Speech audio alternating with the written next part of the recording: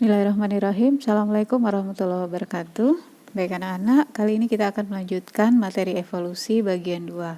Di sini kita akan membahas pertama itu adalah mengenai asal-usul dari sel prokariotik dan sel eukariotik. Silakan kalian perhatikan tayangan berikut ini.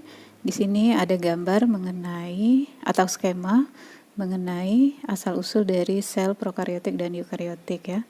Nah, di situ ada kata-kata protombion. Protombion itu dianggap sebagai bahan dasar pembentuk dari sel purba atau kita sebutnya dengan progenot. Progenot ini merupakan cikal bakal universal semua jenis sel yang ada sekarang.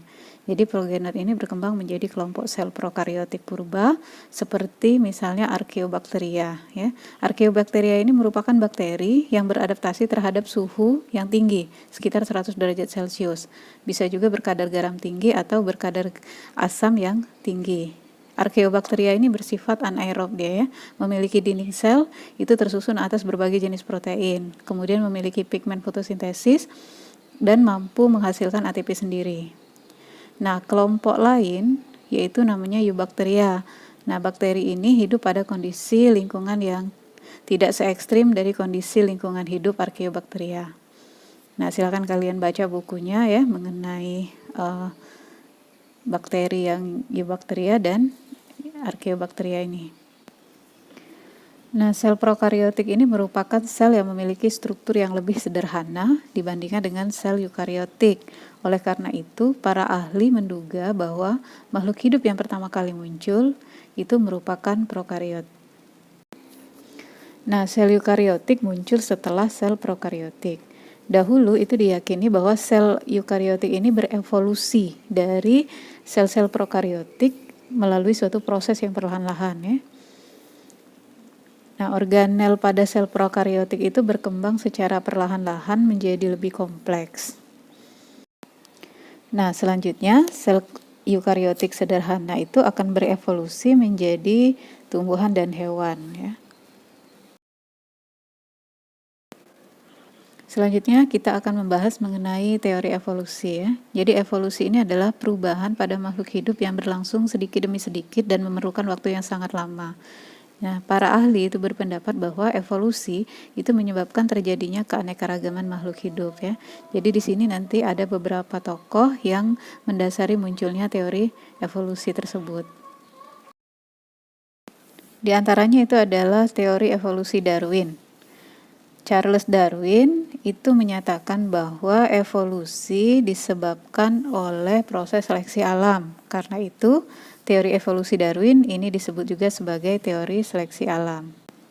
Nah, teori Darwin ini disusun itu atas dasar fakta-fakta yang ia amati pada pengembaraannya berkeliling dunia menggunakan kapal Beech di Kepulauan Galapagos ya, kepulauan lepas pantai negara Chili yang sekarang.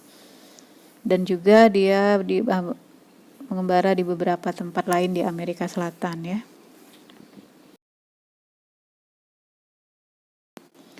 Nah, anak-anak, pada tayangan berikut ini itu kalian akan melihat perbandingan dari teori yang evolusi yang dikemukakan oleh Darwin, Weismann dan Lamarck ya.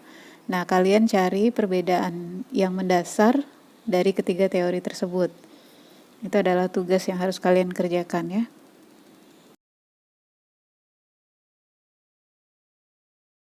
Nah, anak-anak, yang selanjutnya ini adalah petunjuk adanya evolusi. Di antaranya itu adalah yang pertama adanya variasi makhluk hidup. Yang kedua itu adalah adanya fosil ya. Nah, di sini ada gambar fosil laba-laba yang terperangkap dalam getah pohon. Jadi fosil ini adalah sisa-sisa makhluk hidup yang pernah hidup pada masa lampau ya. Yang berikutnya itu adalah adanya perbandingan morfologi ya. Adanya organ-organ yang homolog dan analog pada beberapa makhluk hidup. Nah, anak-anak, yang berikutnya ini adalah mengenai homologi dan analogi alat-alat tubuh pada makhluk hidup. Ini adalah salah satu juga petunjuk dari adanya evolusi ya. Nah, jadi berbagai jenis makhluk hidup itu mempunyai organ tubuh yang bentuk dasarnya itu sama, tetapi fungsinya berbeda. Nah, peristiwa inilah yang disebut dengan homologi. Nah, homologi ini dijumpai pada tungkai depan dari makhluk hidup ya. Nah, fungsi tungkai depan makhluk hidup ini kan berbeda-beda. Contohnya misalnya pada manusia, tangan ya, itu untuk memegang. Nah, kalau pada burung itu untuk fungsi tungkai depannya itu adalah untuk terbang ya. Pada kelelawar itu untuk terbang juga. Pada paus itu untuk berenang ya. Nah, adanya organ-organ tubuh yang mempunyai bentuk dasar sama, bentuk dasarnya berbeda, tetapi mempunyai fungsi yang sama, peristiwa ini disebut dengan analogi. Contohnya itu adalah sayap kelelawar, itu analogi dengan sayap burung.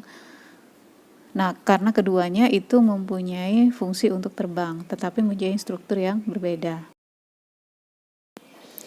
Nah, anak-anak, selanjutnya ini adalah petunjuk evolusi yang berikutnya, yaitu embriologi perbandingan ya. Nah, jika kita membandingkan perkembangan embrio antara berbagai makhluk hidup yang berbeda, misalnya embrio ikan, embrio ayam, embrio reptil, embrio kambing, dan embrio manusia, itu kita akan memperoleh gambaran persamaan umum tentang perkembangan embrio tersebut ya. Nah, perhatikan di layar. Nah, mereka semua itu berasal dari zigot, morula, blastula, gastrula, dan perkembangan embrional selanjutnya ya, yang pada pola perkembangannya itu sama. Nah, mereka ini hanya berbeda setelah tahap diferensiasi dan spesialisasi jaringan embrional. Nah, menjelang janin, siap menetas atau lahir. Nah, ini berarti bahwa semua makhluk hidup itu memiliki asal-usul ontogoni yang sama. Nah, apalagi ontogoni nih. Nah, jadi para ahli itu menganalogikan ontologi dengan filogeni nanti ya. Ada istilah ontologi dan filogeni di sini. Ontologi itu adalah perkembangan individu dari satu sel menjadi individu dewasa.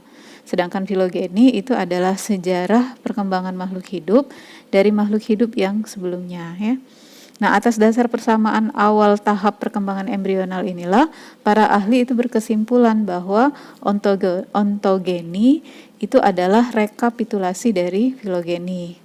Jadi kaedah rekapitulasi ini menerangkan bahwa ontogeni atau perkembangan individu itu adalah ulangan dari evolusi filogeni atau perkembangan hubungan kekerabatan organisme.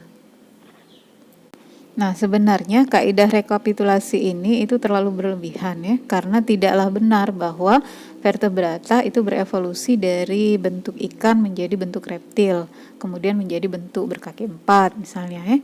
Nah, meskipun demikian, homologi embriologi ini itu memberi ide bahwa ontogeni merupakan petunjuk adanya evolusi. Nah, baik ya anak-anak, untuk materi evolusi bagian 2 ini kita cukupkan dulu sampai di sini. Mudah-mudahan kalian bisa memahaminya ya. Jangan lupa kerjakan tugas yang sudah Ibu sampaikan di pertengahan pembahasan tadi ya. Selamat belajar. Semoga sukses. Wassalamualaikum warahmatullahi wabarakatuh.